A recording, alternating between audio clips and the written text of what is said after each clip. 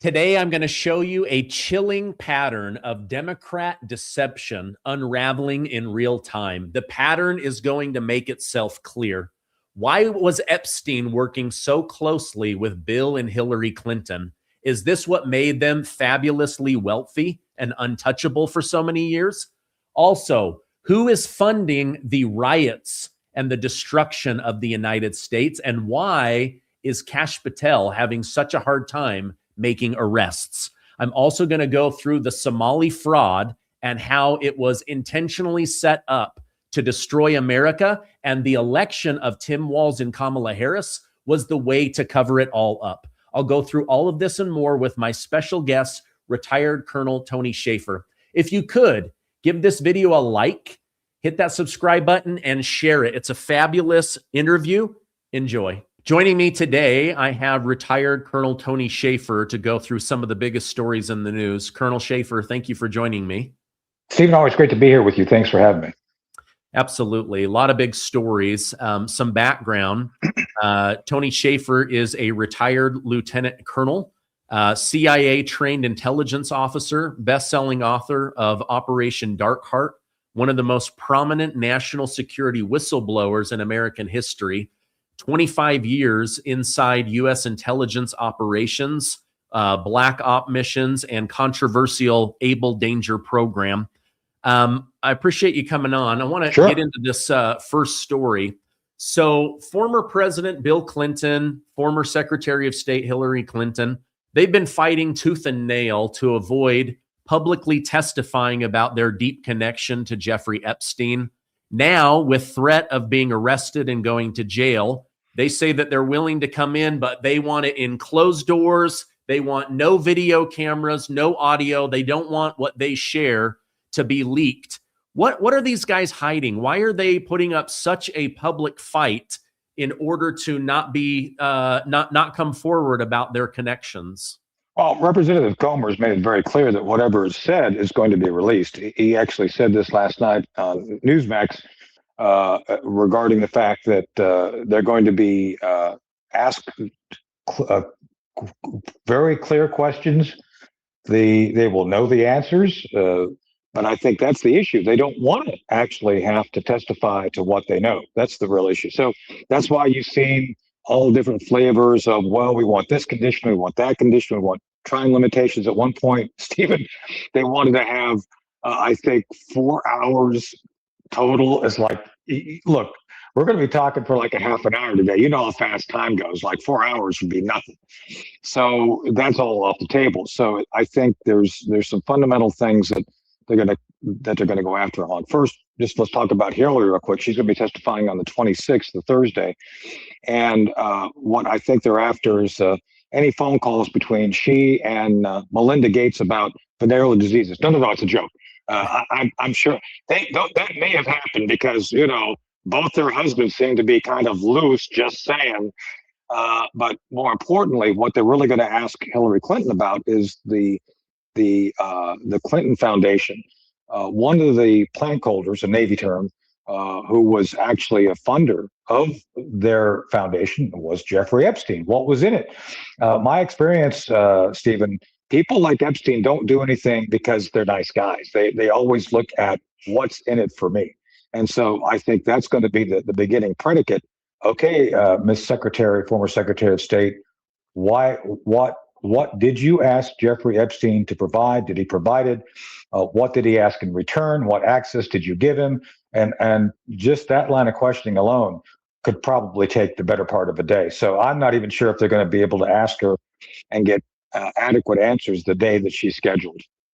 Okay.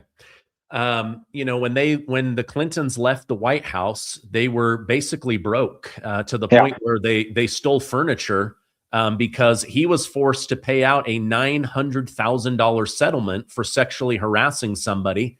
Do you think that they're trying to dodge any connection to Epstein, or do you think this all comes down to the Clinton Foundation and the fact that it went from nothing to being absolutely massive pay-to-play scheme? Yeah. Well, Stephen, I'm disappointed that you've joined the vast right-wing conspiracy that Hillary's talking about. I'm shocked. It's a joke. I couldn't resist. I couldn't resist. No, yeah, you're spot on. The bottom line is what created the wealth the Clintons had. The Epstein connection goes back to the beginning of their after the presidency run. That is to say that, to your point, they were broke. So I think Epstein saw Clinton as an opportunity for three things. First, debauchery, birds of a feather. I think their ethics were kind of, loose. I think Bill Clinton feels the pain of young girls, just saying. I think it's very clear there was something there, and I think that's going to be a focus of the Bill Clinton questions. But the second area is, of course, finance.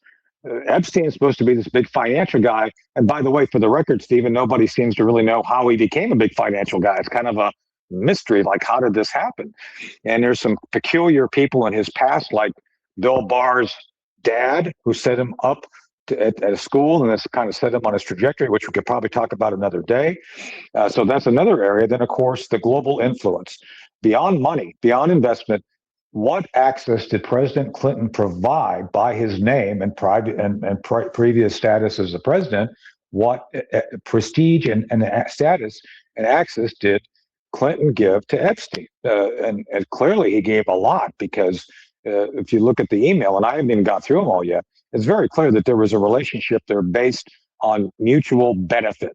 And that benefit was to get access. So those are the three areas I think they're going to really question Bill Clinton on once they get to him on Friday the 27th. Okay. It's interesting. Jeffrey Epstein, it's documented that he visited Bill Clinton at the White House 17 times. Yep. There's people that bought Hunter Biden's artwork that didn't get into Biden 17 times. So what was this relationship between Epstein and Clinton that he got invited to the Oval Office, to the White House so many times? Then the Clintons end up broke. Epstein steps in, and now suddenly they're worth hundreds of millions of dollars. It's all very suspicious. And now Hillary Clinton, she's published this scathing letter saying, if you want to fight dirty, the Clintons know how to fight dirty. If you want to make this public, we'll take the fight public. Where do you see this going? Because at first I anticipated there was going to be a lot of under advice of counsel, I'm pleading the fifth, but it sounds like she's going to come out swinging. Or is this all just posturing? I think it's posturing. I think first off, they tried to avoid the subpoena thinking the Democrats would back them up. They didn't. I think the Democrats recognized that any number of damaging behaviors to their brand, that's one of the biggest, to say, oh yeah, we've gone after Trump, but we're going to ignore the Clintons. I think even they recognize that's going to be a really bad look. So the Clintons, once they found out that wasn't going to work, they had to retrench into this nastiness. And not only are they really good at fighting dirty, they're very nasty. They're nasty people. My old boss, Dr. Herb London, talked about being in the same room with Hillary and just reflecting on how evil her presence was. And I'm not joking. So it's clearly that they have nowhere left to go. And yeah, I could see her in particular showing up, because she is vulnerable more than Bill for false questions. Would they indict Bill Clinton over a false statement? They kind of did over the Monica Lewinsky thing, but going to another level now to bring it back, that's another thing. So I think she's going to be the most vulnerable to being held accountable. And I would see her potentially taking the fifth over Bill Clinton. Okay. Just today, President Trump said, it pains me to see Bill Clinton go through this. I always liked him, but Hillary Clinton is a nasty woman. And so it's interesting that he likes Bill, but hates Hillary so much. Let me switch gears with you. Sure. I've heard the President of the United States say this multiple times. I've heard Tom Homan, Kristi Noem, Kash Patel, Scott Bessent, and more saying they absolutely believe that these attacks in Seattle, Los Angeles, Minneapolis, Minnesota, that these are paid, coordinated bad actors that are conspiring to riot and go after ICE agents, to go after federal buildings. As somebody who was expert in tracking the bad guys on behalf of the government, what's going on? What are you seeing that I'm not when it comes to tracking these people, following the money, infiltrating the groups, and getting some arrests? Because a lot of us are starting to wonder, when are the arrests really coming? So the government has tremendous powers regarding tracking and maintaining an understanding of where finances go. It sometimes takes some time, but they can figure it out pretty quick. FinCEN is set up to do that very mission. Now, part of what I think they need to do, since we've acknowledged the fact that these things are all astroturf, they're not organic, is trying to figure out what I would call centers of gravity, critical nodes. And that's where I think they're at. Now, my issue with it, Stephen, for your audience to understand, I've been assigned and worked directly with as an augmentee to the FBI 3 separate times over my career. Some of these were undercover. 2 of them were undercover operations of the 3. And I know at what pace they can do things. And I think there's a problem. I don't know if it's the lack of aggressiveness or lack of understanding, but Kash Patel seems to be really going slow here. One of the operations I was on, it took less than 6 months to get a fully approved undercover op launched. And this was something that was highly controversial. At the same level of controversies we're talking about right now regarding penetrating these groups. So I have no explanation based on the fact I know they can detect and track money. I know they can identify these centers of gravity. I know you can get undercover folks in pretty quick if you put your mind to it, and you could have arrests by now if they chose to do it. Again, we're well over a year into this administration. If I were in charge of this, I would have had somebody arrested, and I would have used that arrest to prompt other operations to launch off and figure out the network. And people would have been in jail by now if I was working with the FBI, just saying. Okay. Does this have to do with maybe Kash Patel having more life experience with prosecuting at the judicial level versus on the law enforcement level? Lawyers tend to think like lawyers, and their job primarily is to make sure of 2 things. If they're advising, they mitigate risk. If they're wanting to take a case on, they want to make sure they can win. And so simply proving something does not mean you can take it to court and win. So I think my judgment is Kash is falling back on his legal training. And this is where I strongly recommend you have people like Louis Freeh in charge, who are former agents who actually understand how to get things done. So I think there may well be a disconnect between Kash's training and what he's been asked to do by the president.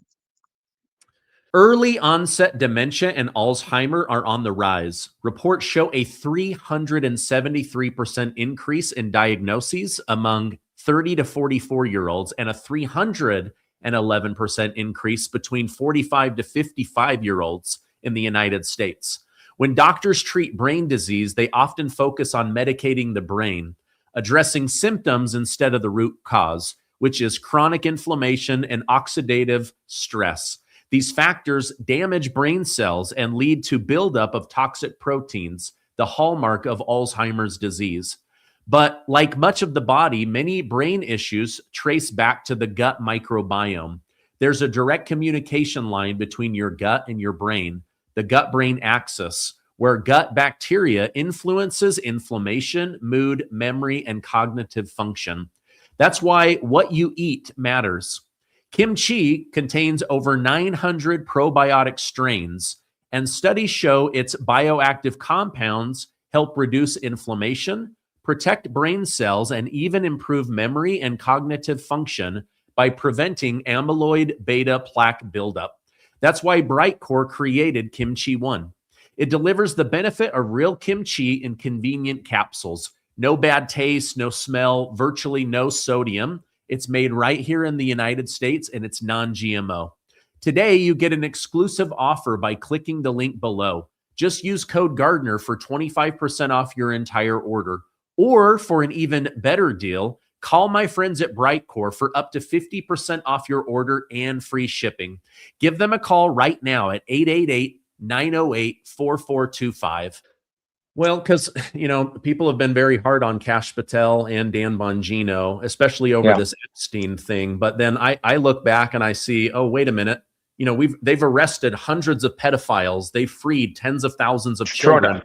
They've been True able to enough. track down over 100,000 missing children. So I know it's there. I guess that's why some of us are frustrated. It's like you have the full disposal of intelligence and the government and FinCEN and the Treasury.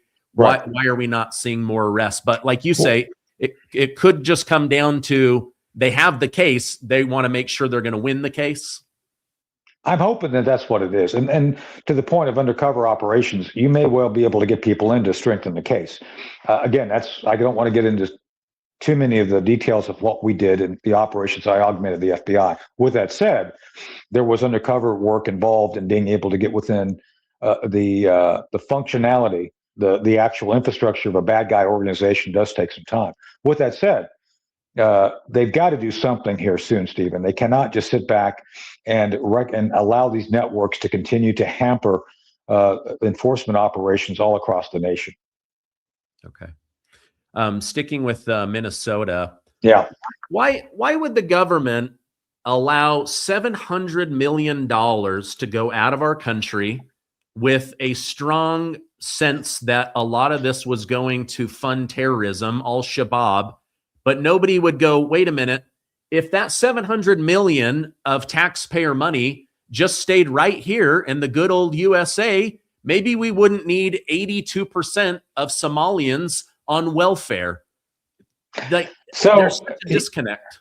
Well, I don't think it's a disconnect. I think it's purposeful. I think certain members of the political class, the deep state, whatever you want to call them, are all on board with this. And let me give you another thing that maybe you didn't know. The Federal Reserve actually has a program to move money from the United States to foreign countries for individuals. And I actually was told this when I was advising the Fed about the existence of this program because they wanted me to incorporate it into one of my books, strangely enough, which I kind of did in the last line. And notably, people who make money here can then do a wire transfer and send it back to people overseas.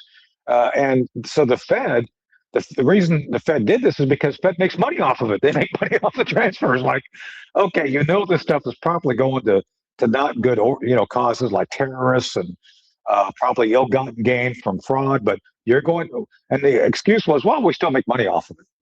So I'm just saying that there's a certain class of bureaucrats who don't care. And those bureaucrats are linked directly to the Democrat Party. The Democrat Party creates laws and conditions for this sort of thing to happen. And yeah, there's no care about the fact that you and I will sit down and pay our money, pay taxes, and yet by the Treasury's own estimate, 21% of every check the Treasury writes goes to fraud. Just saying. So it's significant. Yeah, 600 billion a year that Elon Musk said at least a lot of this money they weren't even tracking. Right.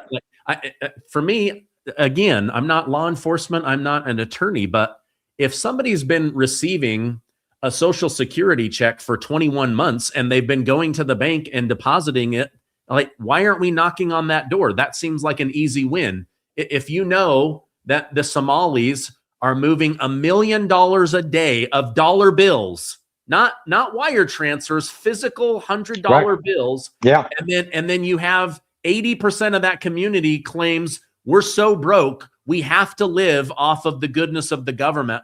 I don't know. Like you said, this isn't a disconnect. This is the program they wanted. Exactly. Yeah. No, they designed it. It was working well. And let me say one other thing for your audience to understand. The reason they were so blatant about it is because they anticipated Trump losing and all of this continuing under a Kamala Harris. They knew that Harris and company would never look into any of this, especially if Tim Walz was the vice president. Just saying. Yeah. Good point. I'm sure there's legal reasons why the military couldn't investigate things like this, but just from a financial standpoint, if I'm in the military risking my life and I find out that an illegal immigrant is living better off the government than me, working 52 weeks a year risking my life, I have to imagine there's people in the military that feel pretty terrible about that. Yeah, we do. And yeah, this came up today regarding some things I've been asked to look at doing.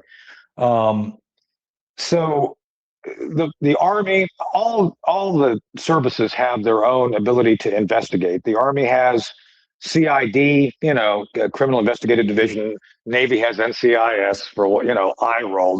They're not as good as the reality. They're not that good. Just saying. The TV shows makes them out to be way better than they are. I'm going to get some hate for that, but it's true. Anyway, and then Air Force has OSI. We Army split it off into criminal versus counterintelligence. We have our counterintelligence corps, but all the other services lump counterintelligence and law enforcement together. I don't know why. But anyway, my point being is that there are specific investigators like myself. I was trained primarily in the beginning as a counterintelligence special agent to do counterterrorism stuff. We Army are unique in that we can figure it that way. But yeah, the stuff you're talking about, as much as I think investigators would love to go into, we can't. It's limited to a range of things that have to do with the Department of War. Okay.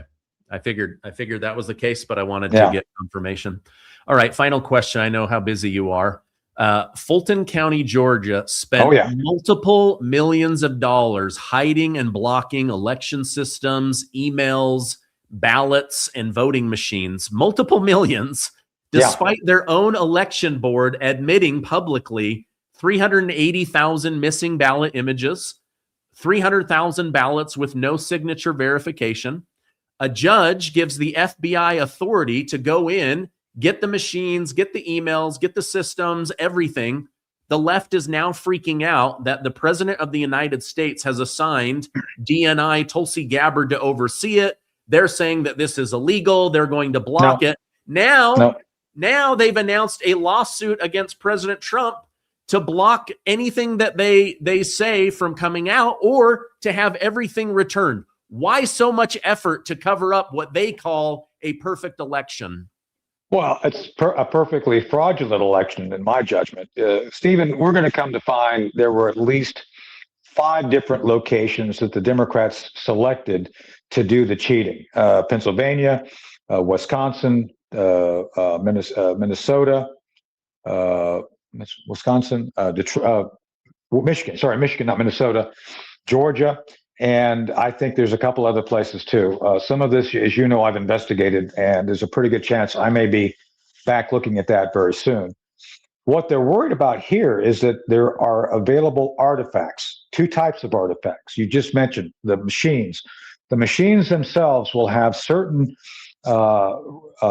evidence that will be retained. Software and hardware both retain signatures of software and events. You're going to find things in that. And of course, the other artifact are the ballots. So if you have the ballots and you have the machines, you can do a cross-reference to see, do these things match up? Spoiler alert, they're not going to match up. You already said there's missing images, there's missing logs. We're going to come to find that the machines had access to the open internet, which you never permit. And I'm going to say this on the record. I think the reason Tulsi Gabbard's there is because not only did we take Maduro out of Venezuela, I think we found other things that our special operations forces were there to grab. I don't think it was just about Maduro. I think Maduro has been kind of the bright, shiny object to focus on. Our guys were doing other things on the ground, which brings in Tulsi. And I know from talking to Pentagon officials, both current and former, that Venezuela did have Smartmatic machines that were used to help Maduro and before him Chavez win. So there's a pattern emerging here, and Tulsi Gabbard has every right as the senior intelligence officer to look at this. Remember, FBI is an organization that is part of the intelligence community. So as much as I see Senator Mark Warner scream, it's completely legal, it's completely legitimate. And I think Mark's going to jail. I think that's why he's so upset, because he's been one of the folks behind the scenes trying to cover up for the cheating. And I'm going to say this again. I've said it from the moment we've talked first time, Stephen. The 2020 elections was full of fraud. And Georgia was one of those centers that I think will be able to prove pretty quick that there was fraudulent returns. And let me say one other thing on the record. As a sitting county commissioner in Chowan County, North Carolina, I have the same basic set of authorities as those commissioners in Fulton County screaming right now. I could care less if the FBI came and grabbed our ballots. Go, via con Dios, go with God. I don't care, because you're not going to find any shenanigans. So it speaks volumes to me that the elected officials are panicking over something that should be said, yeah, go look, we don't care. So the fact that they care, I think we should all be taking note of that. Yeah. Well, the Clintons don't want us to look into anything they've done, and they say they're Nope. innocent. The Somalians and Minnesota don't want us to look into anything, and they say they're innocent. Georgia doesn't want us to look into anything, and they say they're innocent. So there definitely is a pattern. Colonel Shaffer, thank you so much for coming on. If people want to follow you online, where can I point them? So just check out T-Spooky on X. We're going to consolidate all my social media stuff to one spot. So between you and me, it was just too hard to find everything we're doing. So we're going to consolidate on X. So go to X, check us out. We're doing a number of events and programs on there. I'll be doing some behind the scenes stuff regarding some of my Newsmax stuff as well. So thanks for having me. I always enjoy our conversations. Thanks. Great. Thank you so much.